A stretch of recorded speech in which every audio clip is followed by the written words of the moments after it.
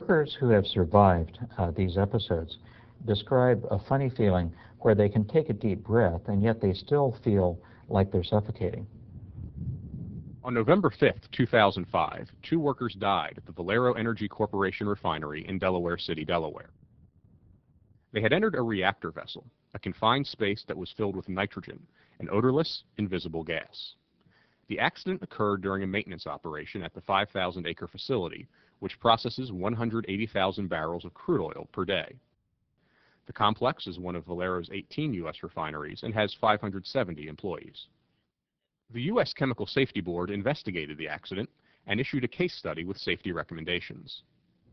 This is not a new issue for the CSB. In fact, the board conducted an earlier investigation into the hazards of nitrogen asphyxiation and issued a safety bulletin in 2003.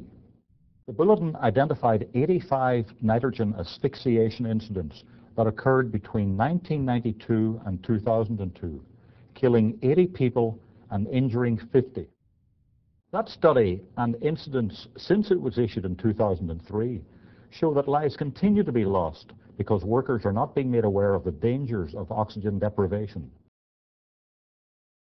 Oxygen comprises 21% of the air we breathe, and humans cannot survive for long when it drops below about 19%.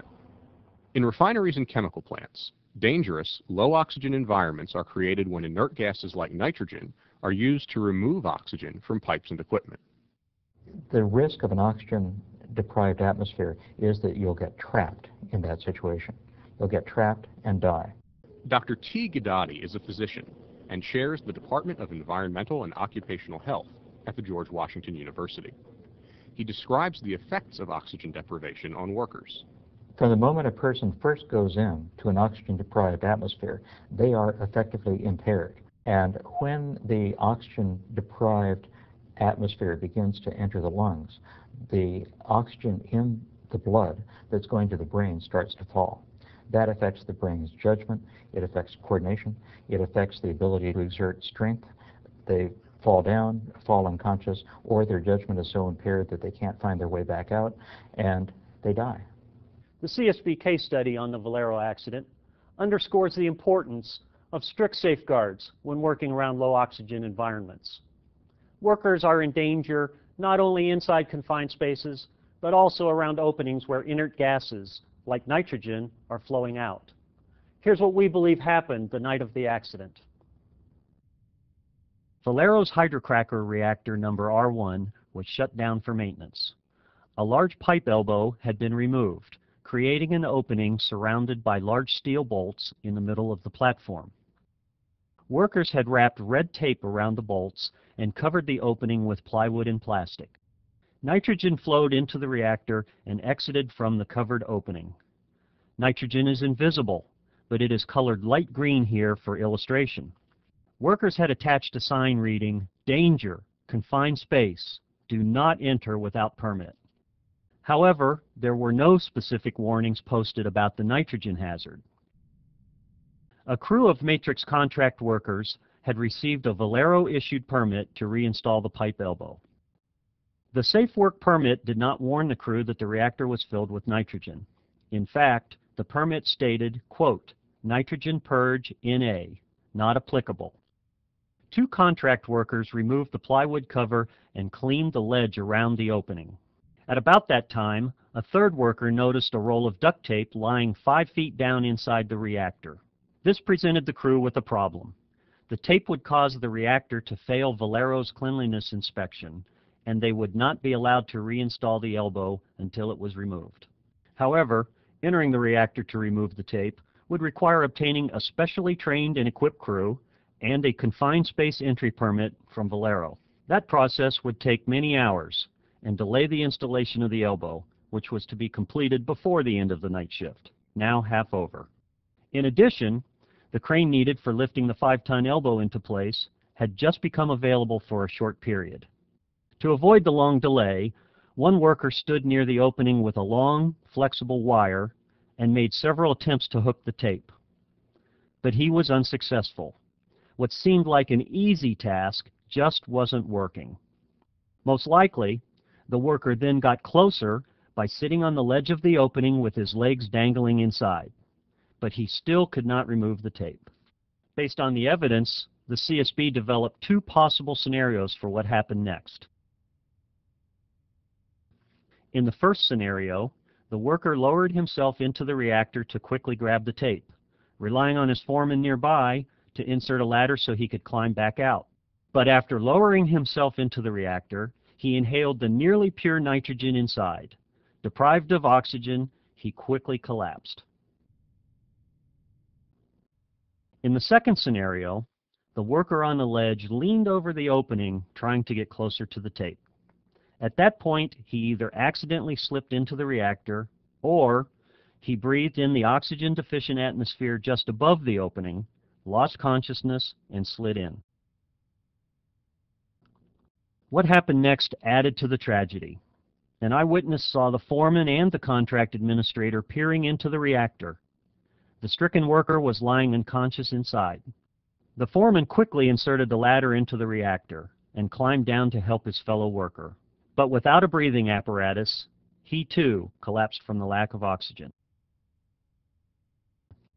The contract administrator declared an emergency on his radio. Valero operators then sounded the unit alarm.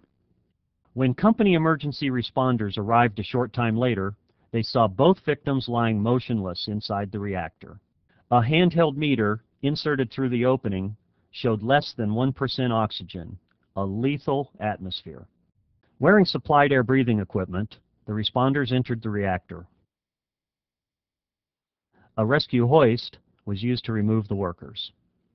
It was now almost 10 minutes since the first worker had collapsed. Attempts to revive the men were unsuccessful, and both were later pronounced dead at the hospital. The CSB believes the two workers died within a few minutes of entering the nitrogen-filled reactor. This tragic accident was avoidable. The CSB determined that company training programs and industry good practice guidelines do not adequately warn workers of the dangers of oxygen-deficient atmospheres inside confined spaces. This video shows the inside of the Valero reactor where the accident occurred. The roll of tape still visible just 5 feet below the opening. It's a situation where a worker might be tempted to believe he could quickly get in and out to accomplish what appeared to be a simple task. But safety experts warn that would be fatal. It is far too dangerous for any worker to try to duck in and duck out holding their breath. You can't hold your breath long enough or reliably enough to do this. Nitrogen gas hazards are not limited to the inside of confined spaces. The CSB concluded that industry safety guidelines, Valero procedures, and OSHA standards do not adequately warn of low oxygen hazards outside of confined spaces near openings. A person who's leaning over, for example, with their face close to an opening in a vessel with nitrogen under pressure is not going to be breathing the regular concentration of oxygen in air. That can impair judgment, and it can also cause the person to pass out. Warning signs and barricades are additional protection for workers tempted to enter low oxygen environments. The CSB found that there was a confined space warning sign posted at the opening of the Valero reactor. But it was only after the accident that the company put up a barricade around the work area with a sign reading, "Danger, nitrogen inert gas purge in progress. Oxygen deficient atmosphere, do not pass this point without authorization." When a worker does enter an oxygen deficient confined space and is overcome, it can set the stage for further tragedy, as other co-workers attempt rescue without proper breathing and rescue equipment. This can lead to multiple deaths. It's particularly sad because when an incident like this happens and you have a man down, other workers invariably feel a very human urge to rescue the co-worker. So they run into the situation very often without getting self-contained breathing apparatus, without getting an air supply, and fall victims themselves. It's not a question of the worker's judgment, it's a question of the worker's training. Because if the worker has been adequately drilled and has been informed of the proper procedures, and these procedures have been enforced, that should never happen.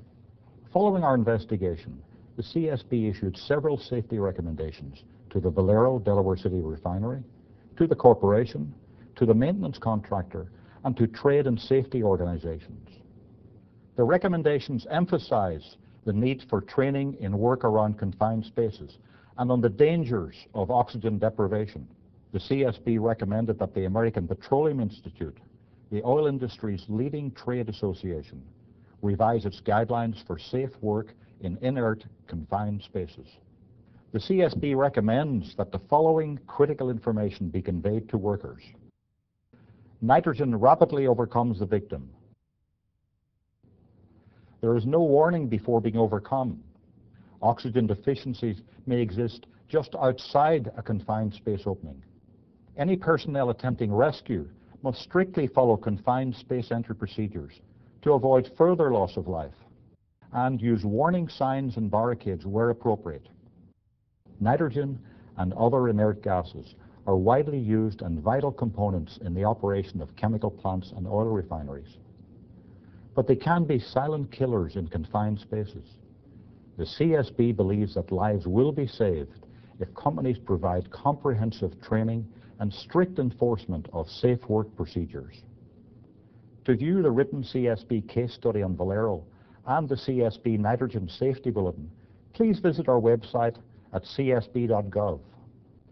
Thank you for watching this CSB safety video.